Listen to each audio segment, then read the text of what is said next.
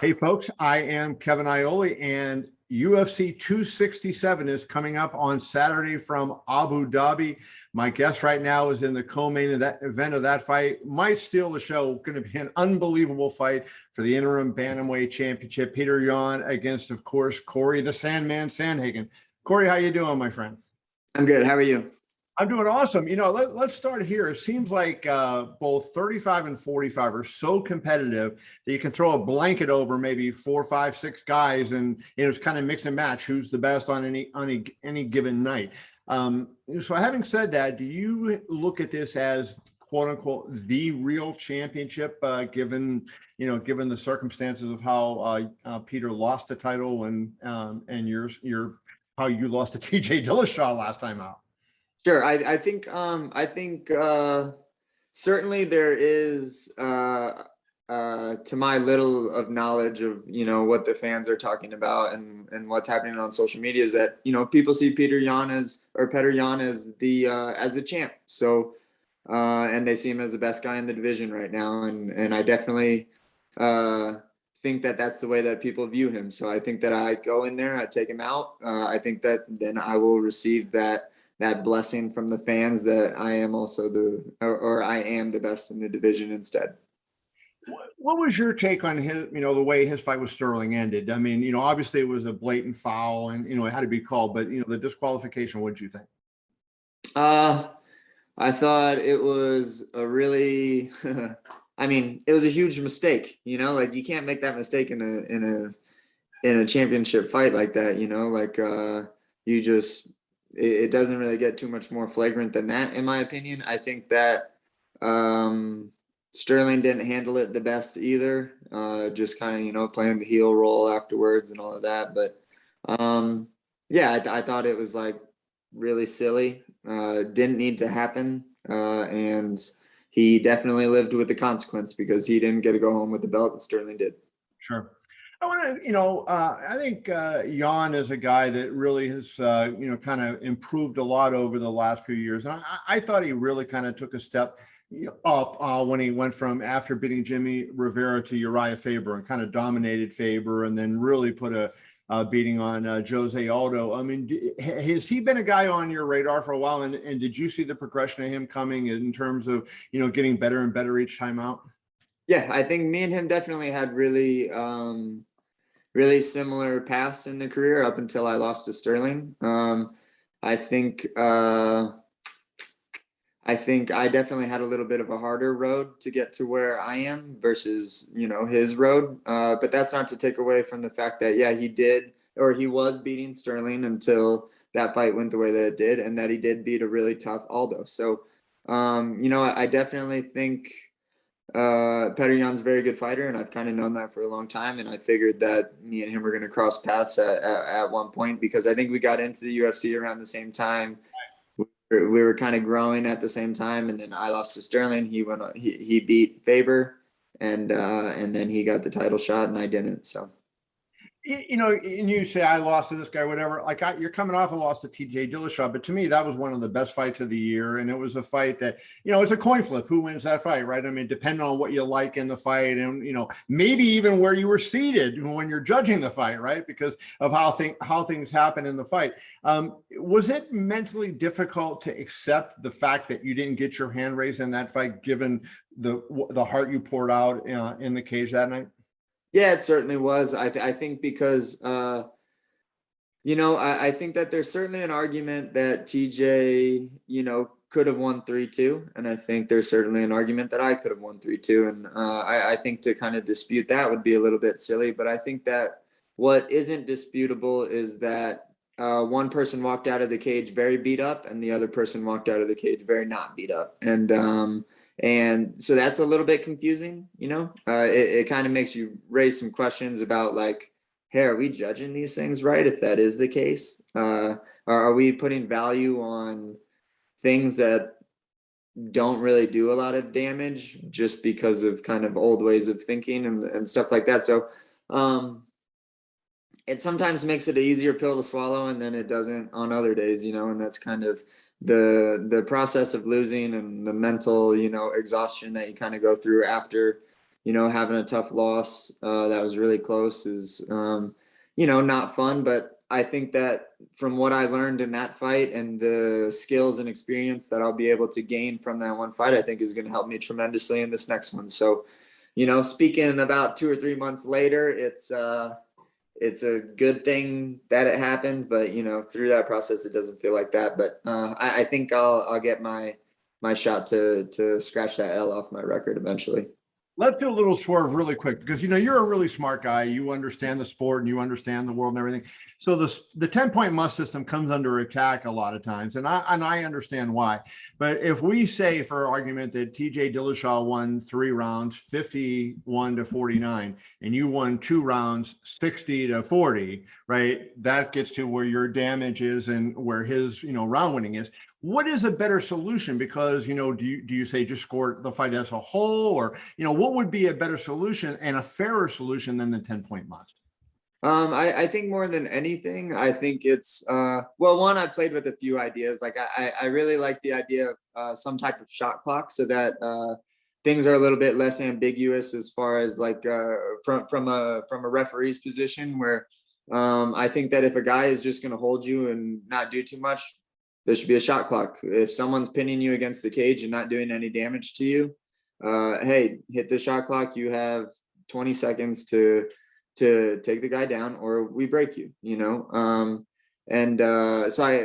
not to veer off too far, but I think that honestly the main issue is what's being valued and what isn't being valued. I think that damage needs to reign supreme. When I'm told that damage is the thing that scores the highest, I train and I create a style and a game that is different than everyone else's because I have to do it that way, just because I'm a different type of body, I'm a different type of athlete than a lot of these guys that are in the division. So when that gets told to me, it's like when I'm training, everything is, can I do damage from here? Can I not take damage from here? And it becomes very confusing when I need to start playing to the aesthetics of things. And it becomes confusing when I want to do things that might seem out of the box and they're viewed poorly because people aren't really understanding what I'm doing. But I think that the way that you just counteract all of that is you value damage the highest and you keep it that. And maybe there should be some form of way of carrying over a score from like a previous round, because I mean, you could get your ass whooped in 1 round and then squeak out 2 more rounds and you can win a fight. And something about that feels very wrong. So I also thought about like, maybe the judges should score the rounds comparatively versus, did this person win this one? Did they not win this one? Where it's like, okay, I blow out TJ in round 2. Should they score round 3 based off of how well TJ was able to lessen that gap, and then that round to that person? So I don't know, man. It's really confusing. I think it's honestly going to take a really long time. I think open scoring is a really good idea too.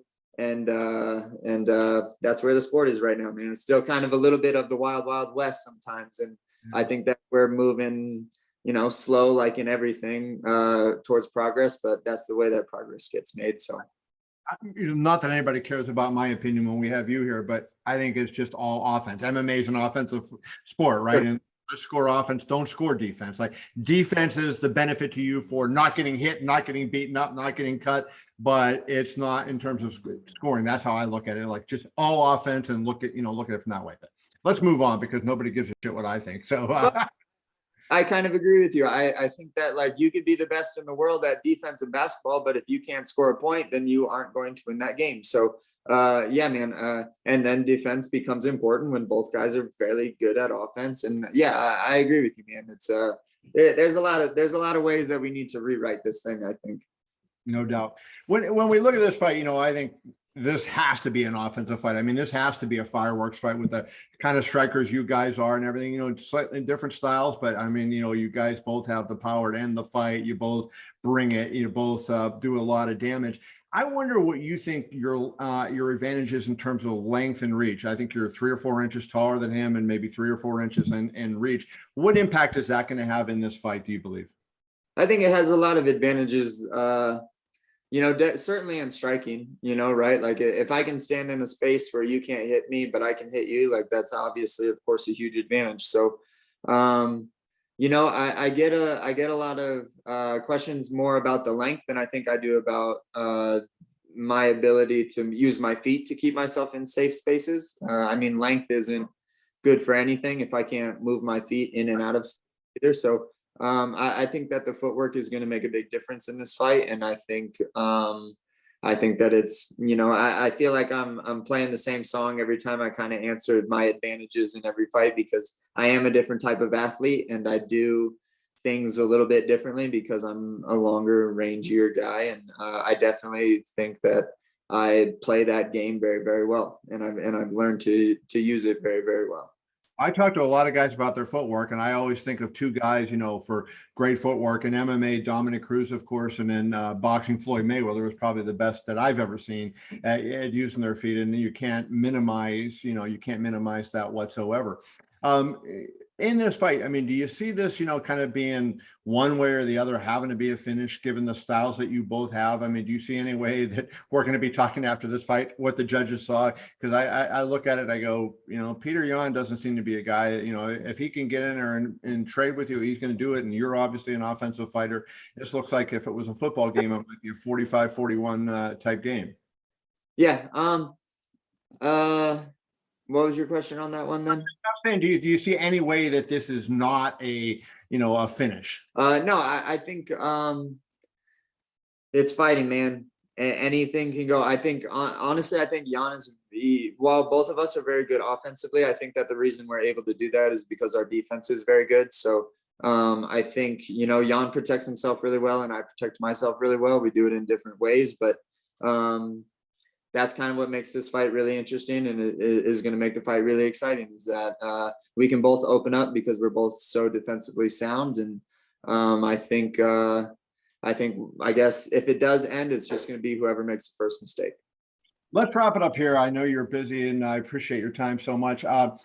If you win this thing, you're the interim champion. So that's going to put you into a title shot with the actual champion. And I think of this, you know, this is kind of like the halcyon days of your career, for a sense. You know, you're fighting for a championship is where you make the most amount of money. You're getting the most amount of eyeballs on you and everything. And do you feel like the pressure of, you know, trying to make, you know, to live up to all that? Because right now you're at the very top of the heap. And does that put any added pressure on you because of all the burdens and responsibilities that it brings?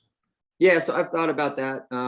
I think that when you're where I am, sometimes the consequences of winning can sometimes be scarier than the consequences of losing. And yeah, I've given some time to that. Honestly, man, I just keep myself in my own world, and I make sure that I'm focused on my performance, and that's all that I try to make this thing about. You know, it's not really about fighting Jan to me. It's not really about winning gold to me. It's about me finding my ultimate performance. And if I go out and do my ultimate performance, then I believe I will walk out of there a champion. Well, we wish you the best of luck. Thank you. Always fun to watch. Always fun to talk to. We'll look forward to seeing the fight on Saturday from Abu Dhabi. Cory Sandhagen, all the best to you, my friend. Cool. You too, man. Have a good day.